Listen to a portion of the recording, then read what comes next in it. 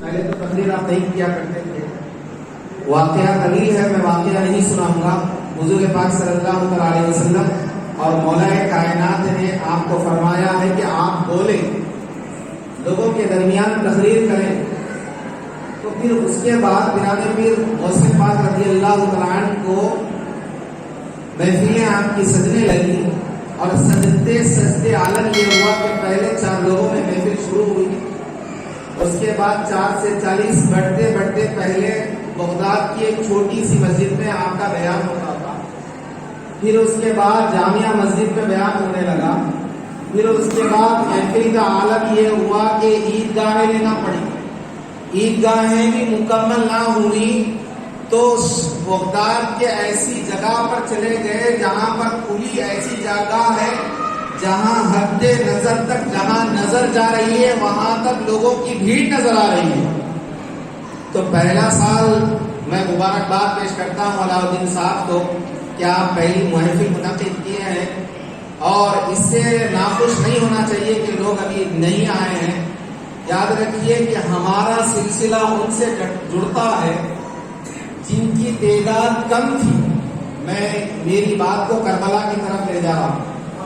یزید کا لشکر تو بہت تھا لیکن حسینی 72 تھے، اور ایسے غالب آئے کہ اس کا نام ختم ہو گیا. قیامت تک حسینی اولاد باقی رہ گئی ہے، مصطفیٰ کا دین باقی رہ گیا ہے. تو لوگوں کی کمی اور زیادتی تو یہ محافلوں میں ہوتی ہے، لیکن ہماری تعداد کم نہیں ہے. ہم 11ویں شریف کی جاتی ہے. اکثر لوگوں کے ذہنوں میں یہ بات جیسے ہی 11ویں کا مہینہ آ جائے، یہ کیوں ہے، یہ کیا ہے، یہ کیسا ہے. پھر اس کے بعد کل ہی شام میں ایک ویڈیو وائرل ہوا، 11ویں شریف کے نام سے لوگ جھنڈے نکال کے ناچ رہے ہیں. میں آپ سے کہوں کہ یہ اکثر و بیشتر ایسی محفلوں میں یہ باتیں ہونی چاہیے، کیونکہ اس کا اعتراض ناچنا، بجانا، گانا، اس کا اعتراض ہم خود کرتے ہیں، آپ کو کرنے کی ضرورت نہیں ہے. اور جیسے کہ آج کی جو محفل منعقد ہے، میں یقیناً کہتا ہوں کہ جب سے بہترین ناخواں حضرات جو اشعار پڑھ رہے تھے، شمع توحید دل میں جلا کر پیو، شیخ کے آستانے پر آ کر پیو، جو اشعار پڑھ رہے تھے، پہلے عشق رسول دل میں جلاؤ، ساری محافلیں اچھی لگنے لگی. اور جن کا شریعت سے تعلق نہیں ہے ہم خود روکتے ہیں ان کو. ہم خود ایسی مجلسوں میں نہیں جاتے جہاں پر شریعت کو ہٹ کر کیا جاتا ہے.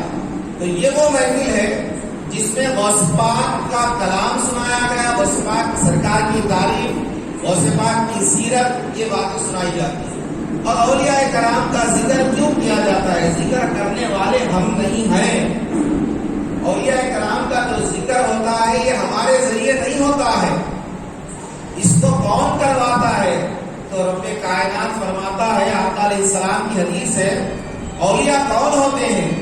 آپ اکثر و بیشتر آیت کا ترجمہ اولیاء کی شان جب بھی سنتے ہیں تو اکثر و بیشتر اولیاء کے متعلق لا خوف علیہم، ان کے اندر خوف کیوں نہیں ہے؟ تو اولیاء کرام کی شان یہ ہے کہ آج بھی دنیا کے بہت سے بہت عہدیدار بڑے بڑے لوگ موجود ہیں، اور جو دنیا سے چلے گئے ہیں. بادشاہت کی تھی، لوگوں نے بڑی بڑی آج تو ایک شہر، ایک کنٹری کی اگر انسان حکومت کرتا ہے تو وہ سب سے بڑا شہزادہ اور سب سے بڑا آدمی کہلاتا ہے. لیکن اس زمانے میں اور بڑی بڑی حکومتیں تھیں، لیکن آج ان کا نام نشان، ان کی خبر، ان کی مزار، ان کا پتہ کسی کو نہیں معلوم ہے، کسی کو نہیں معلوم ہے. آج ہندوستان پہ فلاں شخص حکومت کرا، اس کی خبر کہاں ہے کسی کو نہیں معلوم ہے.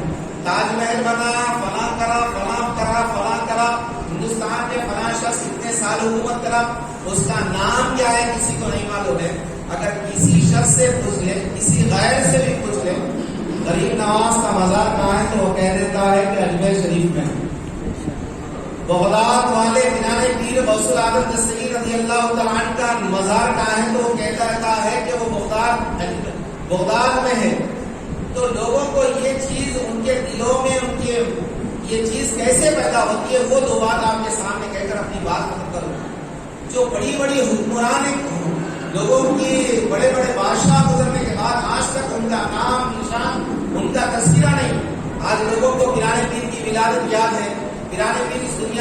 صاحب کا فرما یاد ہے، پیرانے پیر کی کل کرامت ہوئی کی یاد ہے، لیکن یہ پیرانے پیر کوئی بادشاہ نہیں تھے۔ اولیاء کرام شاہ افضل بیابانی سرکار کا ہم سالانہ عرس مناتے ہیں۔